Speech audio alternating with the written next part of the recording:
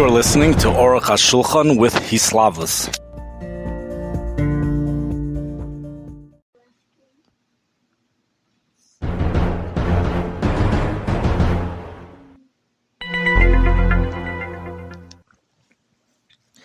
You're listening to Authentic Torah.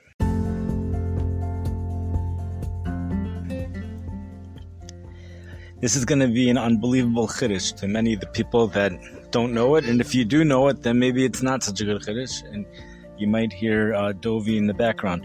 This is from the Aruch Hashulchan, Siman Reish Nun Vav. So the Aruch Hashulchan was someone that he was a rabbi of a synagogue, a very, very great rabbi that lived in the 1800s. He was nifter. He died in the year 1908, and he wrote Sfarim, a lot of Sfarim, holy books about the Jewish law, and he did this in a very comprehensive way, which includes a lot of times feeling and goes back down to the sources for everything, and concludes with a clear, almost always with a clear-cut law that we are to follow. So this is in Siman Reish Nun Vav. This is a paragraph, or this is 256 in the laws of the Sabbath. Hilchos Shabbos. Keshahayu Yisrael al mechonas hayu token shesh tkiyos erev Shabbos. When Klal Yisrael were, when they're gathered together, when the Jewish people were gathered together, they would blow the shofar 6 tkiyos on erev Shabbos, achar chatzos. So, who has heard of this? Has anybody here heard of this? Anyone in my audience here has heard of it? They would blow the shofar before Shabbos. Now there's a Shabbos siren in Eretz Yisrael. In Israel you have a Shabbos siren, which then got replaced with music, I think. But apparently at one time they would blow the shofar. And this is what it says. V'lav dafka tekiya. It wasn't specifically a tekiya, which goes like, ooh, okay? But tekiya kalul hakol. Okay, this is how they would blow it. I'll just translate into the English. They would blow it as tekiya, trua, tekiya. A trua is 9 sounds, followed by a tekiya. If I have something which I'm able to demonstrate on the phone. Tekiya.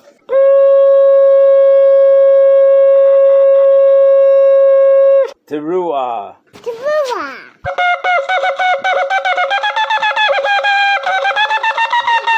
Tekiya gedola.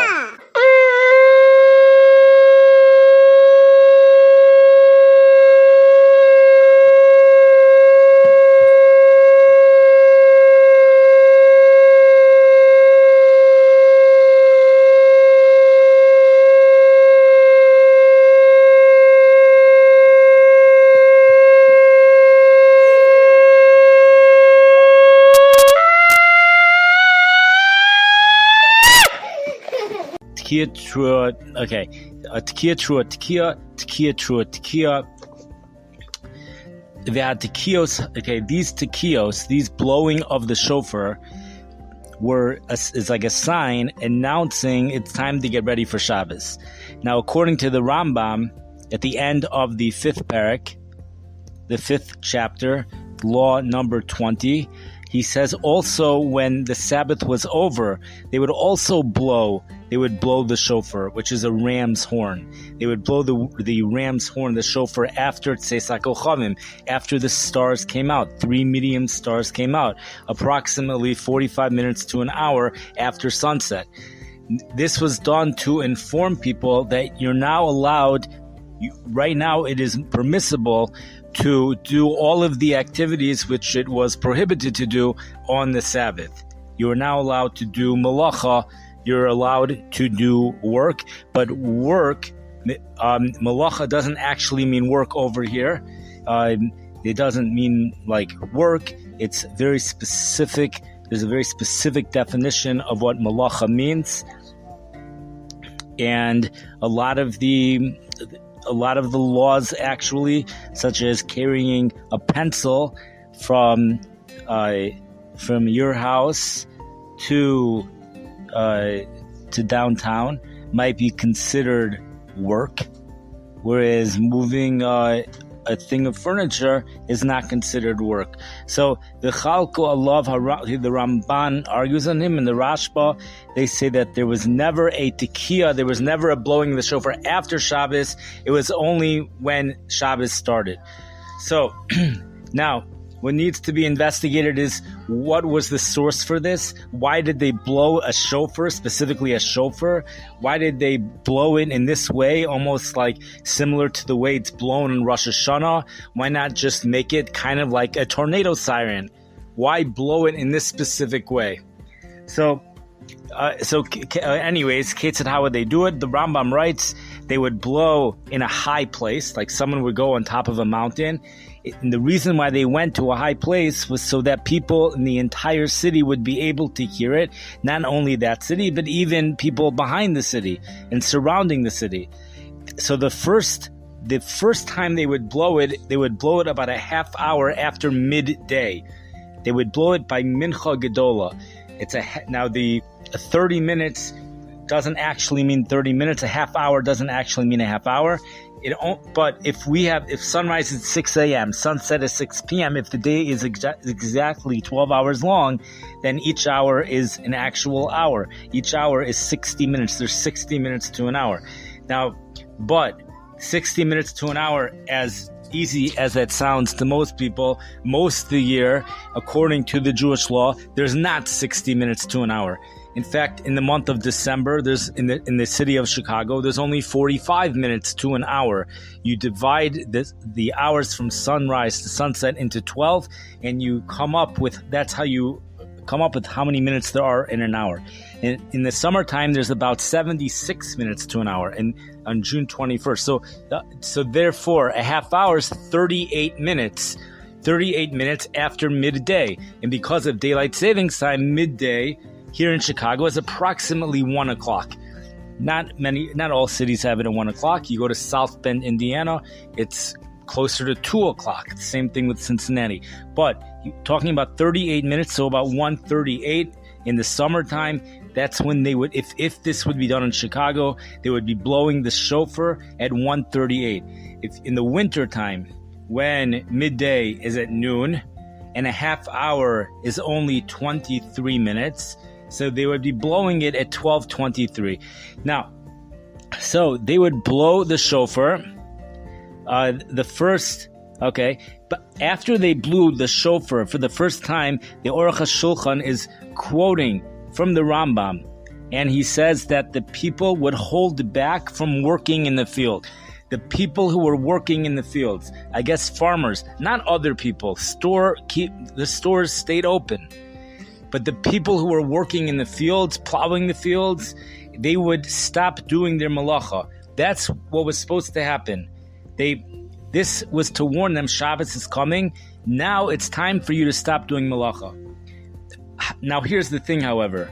Actually, it seems like they would actually continue to do the malacha until the people who were in the far away from the city found out that they're not allowed to be in the field, and then they started to come back to the city.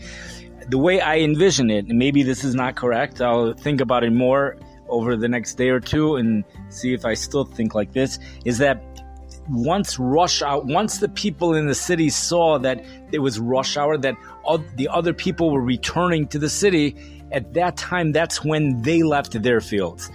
The reason is because otherwise the Chachamim, the rabbis, were worried that there would be chshad, which means people would suspect other people of inappropriate behavior. The question is, who's going to be suspecting who? So the way I envision it right now is that the people in the city would be suspecting that the people outside the city are not following because they never saw anyone from outside the city come back to the city, and who even knows if they heard the shofar, they're probably still working. So we would wait. We wanted them, the people in the fields in the city, specifically them, we wanted them to see that the other people actually are returning home, and only then would they return home. That's the way I'm thinking right now. Maybe it's right, maybe it's not, but that's That's what seems to make sense to me right now. Going on, the second time they would blow the shofar, which we're going to learn, it seems like the purpose of blowing the shofar, the reason there had to be a sound. The sound was an announcement. We're going to see that in future generations, it wasn't the shofar. It was someone actually made an announcement. That's what happened. In shul, someone would actually make the announcement. It seems like the reason why it had to be a shofar is so that it's nicker, that it's recognizable that this really is an announcement about Shabbos, and it's not just some guy blowing the trumpet on top of a mountain. Because you might have someone blowing a trumpet on top of the mountain, but if he blows the shofar, if you would only blow a shofar once, you might think it's some type of tornado siren.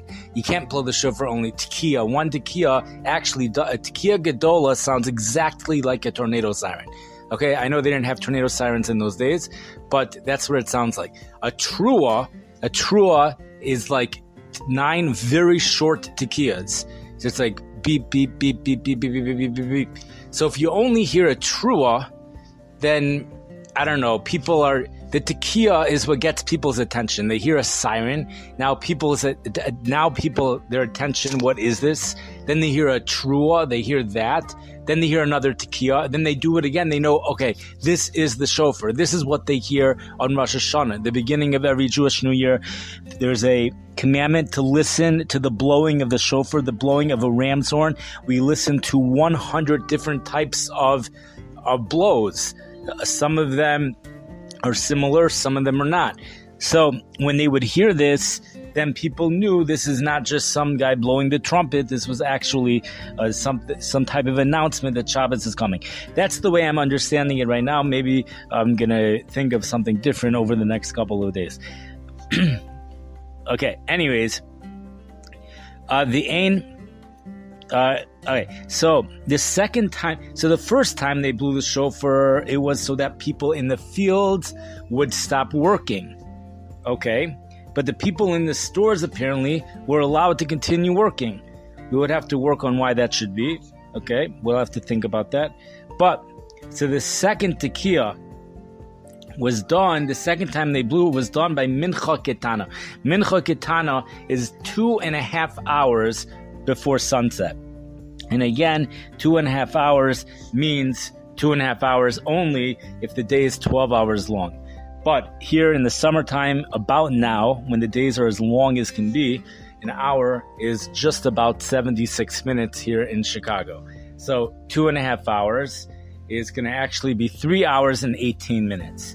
So it would be about 5:12 p.m. That's when they blow 8:30, let's say 8:30 sunset. We're not quite there yet, but we will be there soon. 8:30, let's say sunset, so 5:12, that's when they're going to be blowing, making like the second announcement so that people have to stop doing their work. And this was done for, at that time, people would close their stores. The source for this is in the Gemara and in the Talmud and tractate, I believe it's Shabbos, the tractate that speaks about the Sabbath, and it's on Daf Lamed Hey Amid Beis, so it's page 35, and it's on each page in the Talmud. Each one has A and a B. Instead of the way books are written nowadays where you have 35, 36, 37, 38, it goes 35A, 35B, then 36. So this was written on 35B, okay, 11, Lamed Hey B, 30, okay, Ubale Malachos, the people who were working in the city, they would stop. So the stores were closed. The people working in the city would stop doing their work. So this again would happen let's put it at a perfect day so it's easier to follow. 6 to 6 a.m. is sunrise, 6 p.m. is sunset. So candles are lit around 6:10 p.m. Shabbos starts 6:30 p.m., maybe a little bit earlier. So we have the first shofar is blown at 12:30. That's when the farmers stop working, and the farmers, let's say that's blown at 12:30. I don't know how long it takes before the people in the counties heard the shofar. I don't know how they heard it. If maybe there was someone else over there that would hear the first shofar, then they would hear it. I don't know. But then, so the people living in the city the farmers close by did not stop at 12:30. The farmers far away didn't stop at 12:30 either. The shofar was blown at 12:30. Then it took a while, a little bit, until the farmers who are in the outer counties heard and they stopped. That's what I think. Or you could say maybe they did stop right away. They heard it right away, perhaps. But the farmers in this closer to the city, they didn't stop until they saw the farmers which were from far away coming towards the city. So I don't know exactly what time they would stop. So, okay, but now we have the stores would close after hearing the second announcement. I don't know if they would close right away. Maybe they were given 30 minutes to close, something like that. So the second announcement that came on a perfect day, we're saying it's at 3:30. 3:30, so 6 o'clock is sunset, 4:45 is Plag Mincha, 3:30 is Mincha Ketana. Okay. So they would close the stores, and people doing malacha that were in the city. Maybe if there were electricians, there were no electricians, but I don't know what they were, water carriers or builders of houses. So they would stop doing their work. And afterwards, after a period of time, and he doesn't say exactly when, they would blow the shofar again for the third time. And I think each time they blew the shofar, they blew it 6 times, I think. It was a tekiah, which is like a tornado siren, a trua, which is like 9 short little beeps, then a tekiah, like another little like a 10, 20 second tornado siren, although some people could do it up to 45 seconds. A tekiah gedola could be up to 45 seconds. And then they would do that again, and that was that. And then the second time they did that, and then the third time they did it. All right. And at that time, when they blew it the third time, which was after, on a perfect day, it was after 3:30. 3:30 is when the stores would close. 3:30 is when the announcement came, close your stores. Okay? Then people were given time to close the stores. Let's say they were given 30 minutes. So 4 o'clock, they closed the store. Maybe they were given an additional 30 minutes to get home. I don't know. So let's say at 4:30, there's another shofar that's blown. Now, this shofar that's blown is to tell people, take your cooked meat off the stove. That's what it was. Take your, take it off the stove. Okay. And cover it up. Cover up, insulate, do a hatmana, the food that you have. Insulate it, cover it for tomorrow. Okay. Now, then they would light the candles, and afterwards, they would roast a small fish. They would wait a little bit of time in order to roast the small fish. So that's something that I need to work on why they did hadlakas neros first, and then shouldn't they have done the fish before hadlakas neros? They should have. How could they be roasting a fish after hadlakas neros? So that's something that needs to be worked on. But okay, they blew, and when they blew again, they blew a tekiah, which is a tekiah, a trua, and a tekiah, and then they accepted upon themselves Shabbos. Okay, the one who blew the shofar would drop the shofar on top of the mountain. Now, Dovi's going to tell us why he would drop the shofar on top of the mountain, and if he's not, then I'll let everybody know. Because he accepted Shabbos. Right then, you accept Shabbos. So now the shofar is muksa. The ram's horn is muksa. Muksa is something that you're not allowed to move.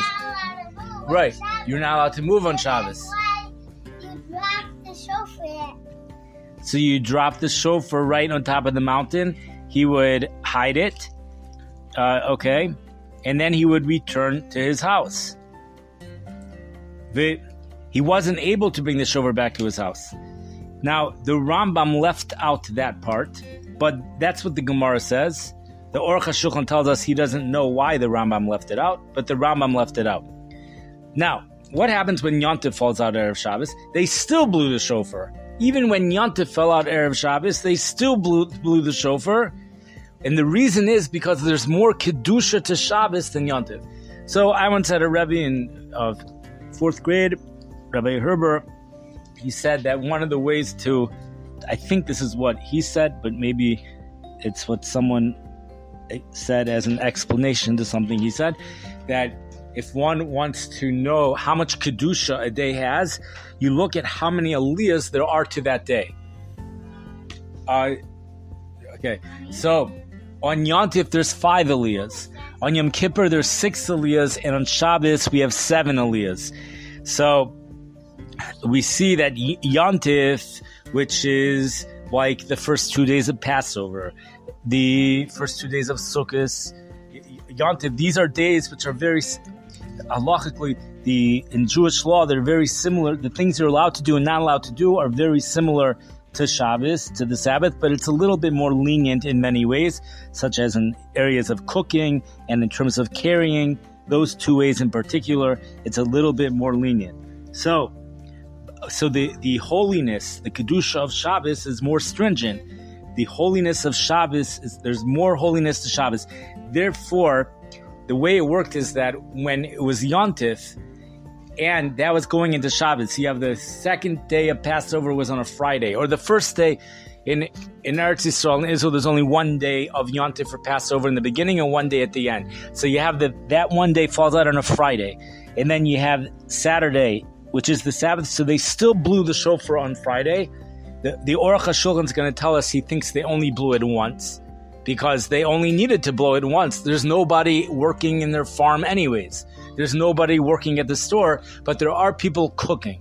So they needed to blow it that one time because there were people cooking. However, when Yontif falls out on Sunday, so then they did not blow the shofar on Shabbos to warn people about Yontif on Sunday, because over there you're going down in holiness. So the only time they blew the shofar is when you're going up in holiness. Now, he does not discuss what they did before Yontif. What about you have a regular Yontif? You have the first day of Passover is on a Thursday. The day before that is a regular Wednesday. Did they blow it on Wednesday? So he doesn't discuss that. Okay. So when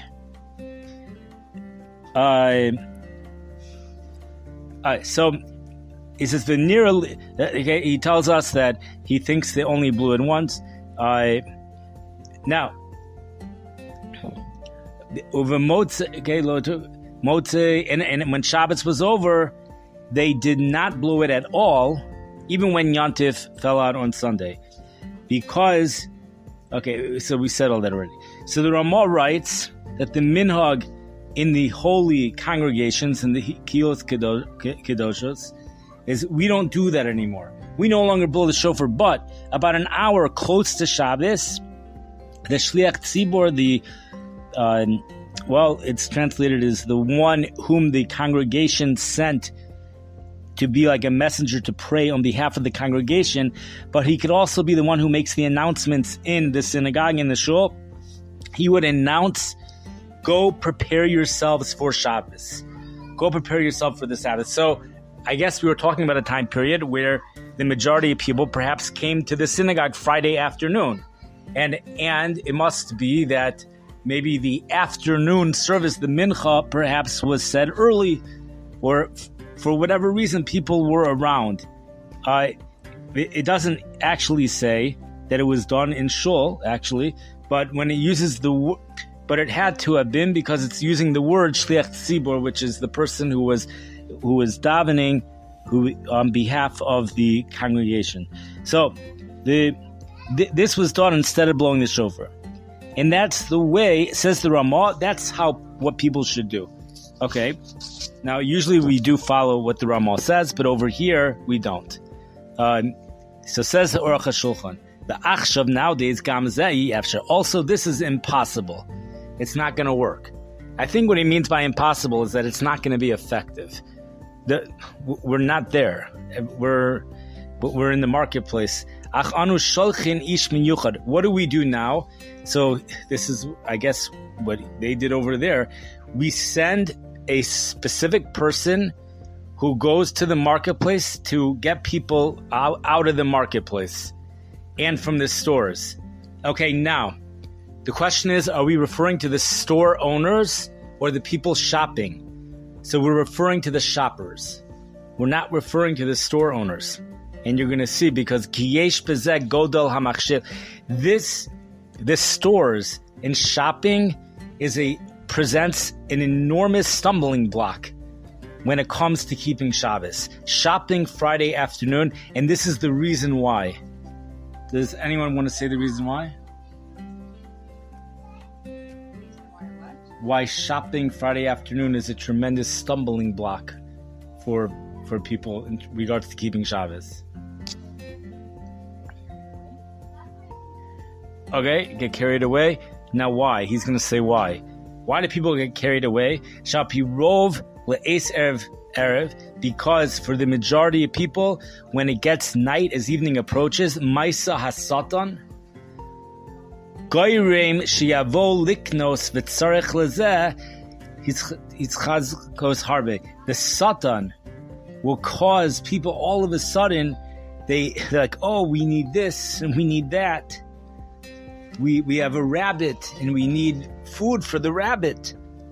Just go out and get something. It's minutes before sunset. That's what we need. So he's saying these things are not real needs, but people think they are real needs. The Satan makes it seem like you really need it.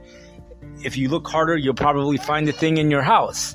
But Ubaruhu, and it's clear, he says that Shabbos will pay you back. If you're careful in this, Shabbos will pay you back. So I think he's saying, like, you think you need this, you'll see. Shabbos will give you more than what you need. You'll see. Okay, now he says something which is very interesting over here.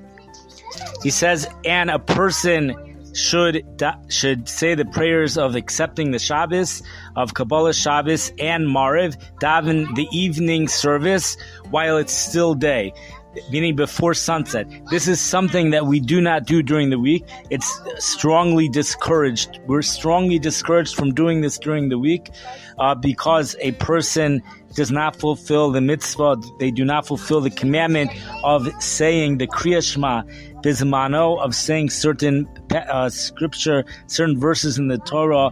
There's a commandment to say certain verses in the Torah within a certain time period, and that time period is to say it after the stars come out. So that's one reason why we're discouraged. There's other reasons too why at the very least we should say it after sunset. But here he says you should say it be'od yom, and usually be'od yom means while it's still day. Usually that means before sunset. In which case if you are going to say the evening service, Mariv, before sunset, we usually encourage people to say Mincha, the afternoon service, before something called Plaga Mincha, which is an hour and 15 minutes before sunset, because according to at least one opinion in the Gemara, one opinion in the Talmud, says that the day actually ends at Plaga Mincha. The day doesn't end at sunset, according to one opinion. The day ends an hour and 15 minutes before sunset. So at least even though we don't follow that opinion, generally speaking, but there is such an opinion. So if we're going to be davening the evening service, we're going to be davening Mariv before Shkia anyways, before sunset. So we might as well just be consistent in who we are following and not daven Mincha after Plaga Mincha. We might as well just be consistent and pray the afternoon service before what's called Plaga Mincha, before an hour and 15 minutes before sunset. That way we're being consistent. Where he says, okay, that way we do it. Not all synagogues do it that way. Some actually do both. They daven both. They pray both the mincha, the afternoon service, and Mariv, the evening service. Both of them are done within the same time period. When it comes to Friday night, and we're going to see, because on Friday night there's good room to allow leniencies, and it's because of this. He says, "Ve'ein lahamti." You should daven early.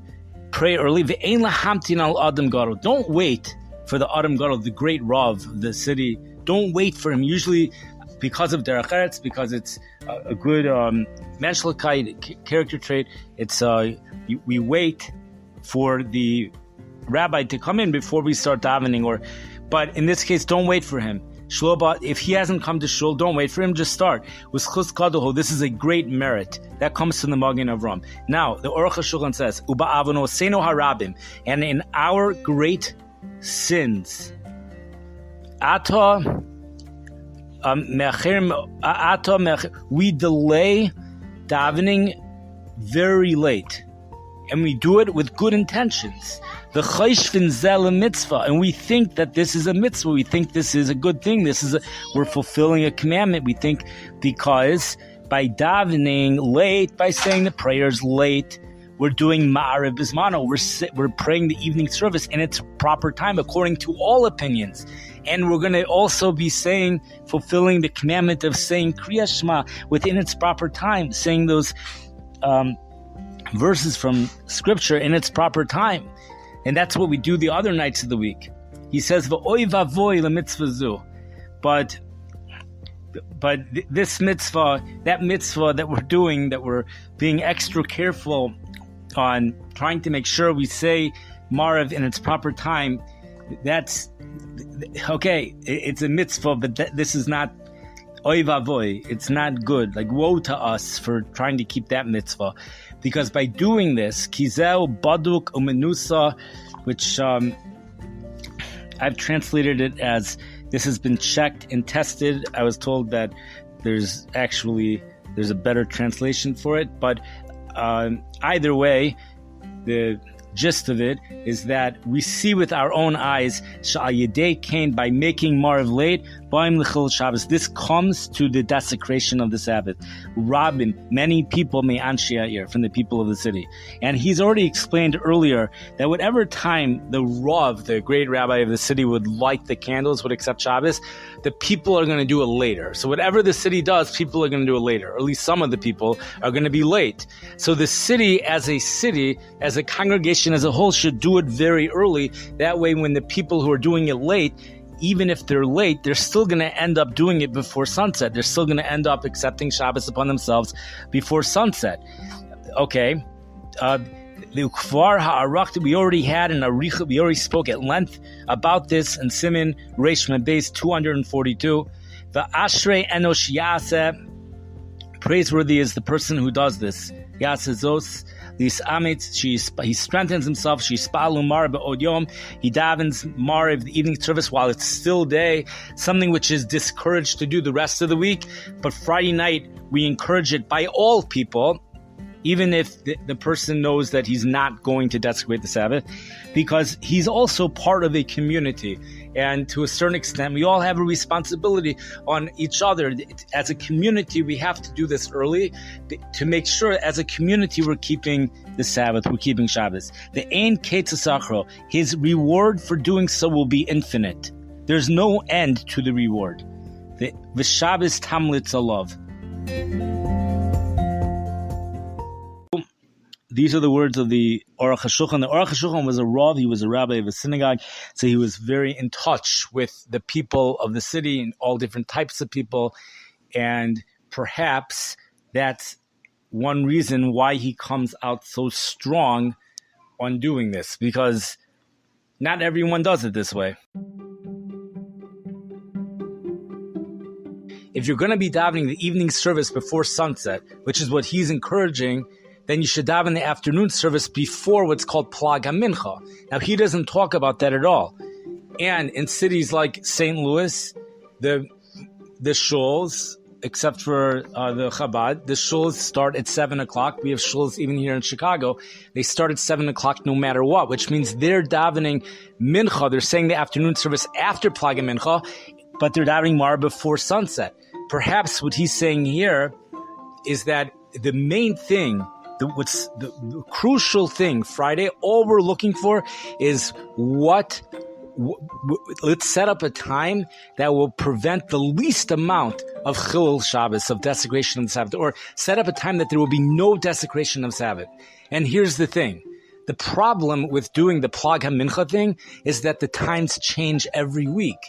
So, but if you have the same time every single week, it's always 7 o'clock. So then everybody knows, it's in their heads, it's like Shabbos starts 7 o'clock. That's what people think. Really, Shabbos starts 8:30. But in their minds, they think it starts 7 o'clock. Every week it's 7 o'clock.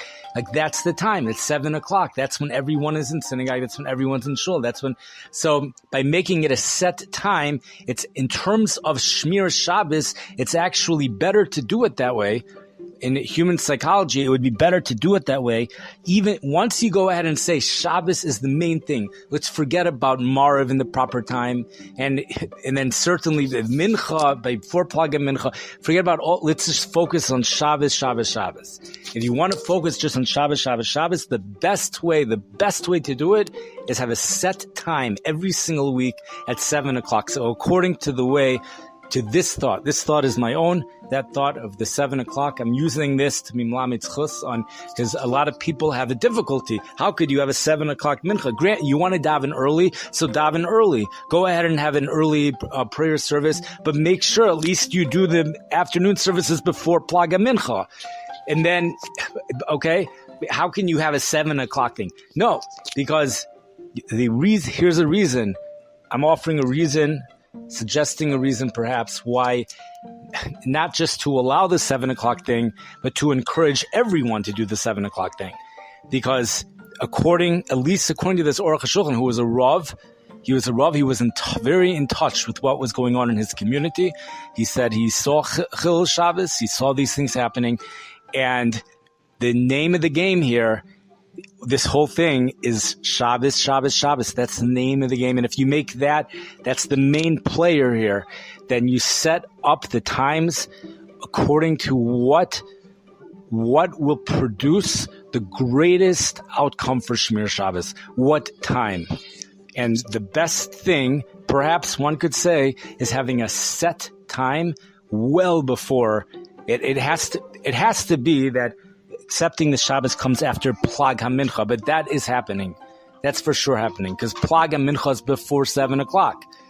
But, so here you have a set time. It's always after Plag HaMincha. You're always allowed to be Makabel Shabbos at the time. You could always accept it at that time. And we're going to say the afternoon services, and we're going to do something. It's not really, on one hand, it's not really so good in regards to the prayers, which is rabbinical.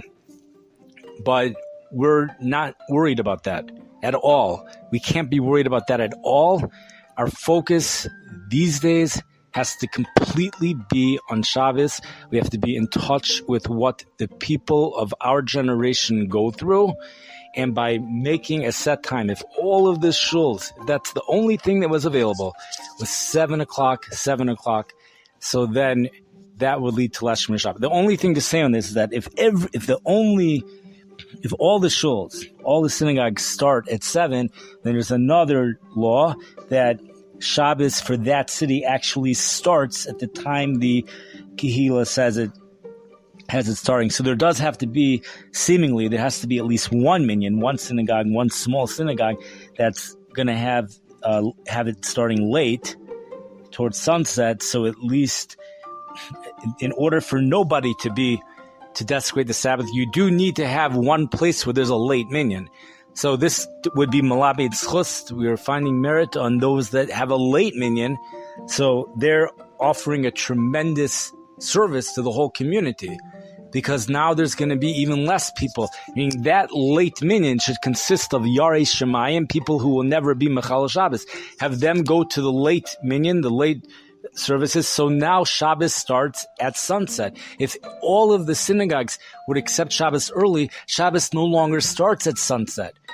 Shabbos starts when the community accepts Shabbos upon themselves. But if there's at least one, even if it's a tiny synagogue with just 10 people, only one which accepts Shabbos right around sunset, a little before sunset, so then Shabbos in that city starts at sunset, and then the rest of the places have their minyanim at 7. So then that would be the best setup to minimize Chil Shabbos. Perhaps one could say that you should just have all three. You have one that keeps the Plag and Mincha. Another way. Here's another way to do it. This way might even be better. And this is also done in St. Louis. You have some of the people in the Kollel, they have a minyan. They daven the afternoon service many hours. They daven before they have a separate afternoon service many hours before. I think it's at 3:30. So this way, when does the evening services start for Shabbos? 7. It always starts at 7. Everyone knows you have to be in shul by 7. And at the same time, so you have a set time for that. At the same time, they're also saying mincha, davening the afternoon service before plag, because they have a set time to daven mincha, 3:30, or whatever time they daven, 3:30. Okay, so that would work as well. That might even be the best way to do it. So with that, again, there were a couple things that I don't have perfect clarity on. Maybe over the next couple of days, I'll develop another thought and we will clear that up. Okay. One other thought that I had in regards to this is that, so we see from this Aruch Hashulchan, we see that seemingly the purpose of these shofars, of blowing the ram horn, was to inform people and prepare them, tell them to prepare that for Shabbos, and it was to warn them to do that. And then when that became ineffective, so then the system got changed, and the Shliach Tzibur, somebody announced in the synagogue, go home and prepare for Shabbos. Then when that became ineffective, so then they sent someone else out to the marketplace. And now none of these things would work right now, but I just wanted to suggest there is something that might work.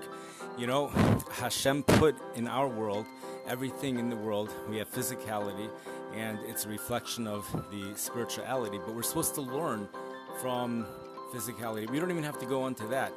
Just we can learn from the way the world does things. Learn from the tornado warning. What happens when you have a tornado warning? The cell phones, a lot of the cell phones get these emergency alerts. They get these emergency alerts. So perhaps a system could be set up where some type of emergency alert goes out to everybody's cell phone, just like instead of the shofar being blown, an emergency alert which says the exact same things almost like that you would hear in a tornado warning. People stay home, don't go out shopping, it is close to Shabbos. Warning, you might get stuck even if you think you have enough time.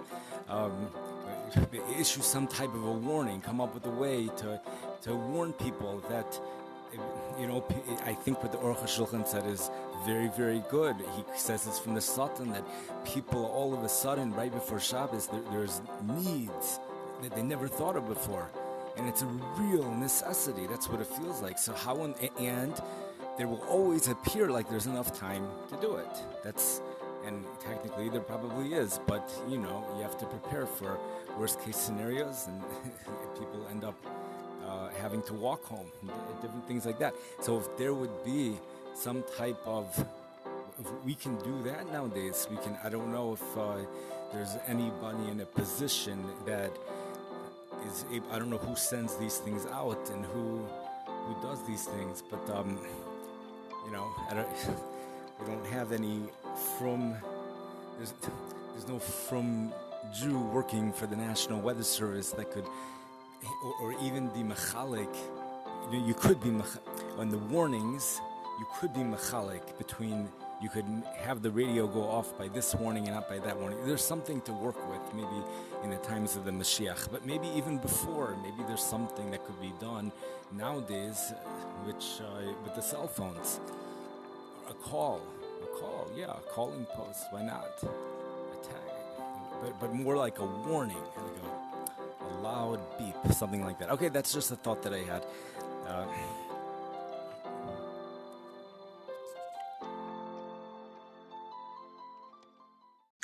Thank you for listening. Have a good Nacht.